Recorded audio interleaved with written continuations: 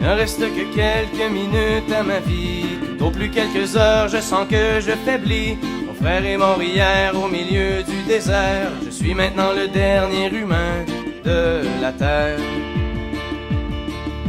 On m'a décrit jadis quand j'étais un enfant ce qu'avait l'air le monde il y a très très longtemps, quand vivaient les parents de mon arrière-grand-père et qu'il tombait encore de la neige en hiver. En ces temps on vivait au rythme des saisons et la fin des étés apportait la moisson. Une eau pure et limpide coulait dans les ruisseaux où venaient s'abreuver chevreuils et orignaux.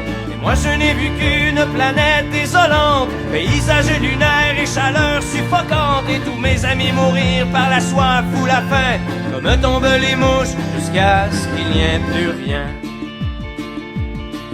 Plus rien.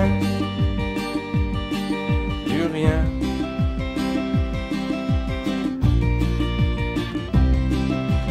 Il ne reste que quelques minutes à ma vie. Au plus quelques heures, je sens que je faiblis. Mon frère est mort hier au milieu du désert. Je suis maintenant le dernier humain de la terre. Ça a commencé il y a plusieurs années, alors que mes ancêtres étaient obnubilés par des bouts de papier que l'on appelait argent, qui rendaient certains hommes vraiment riches et puissants.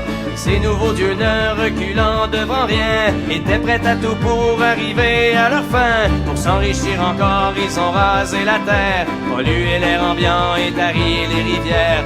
Et au bout de 100 ans, des gens se sont levés et les ont avertis qu'il fallait tout stopper. Mais ils n'ont pas compris cette sage prophétie. Ces hommes-là ne parlaient qu'en termes de profit.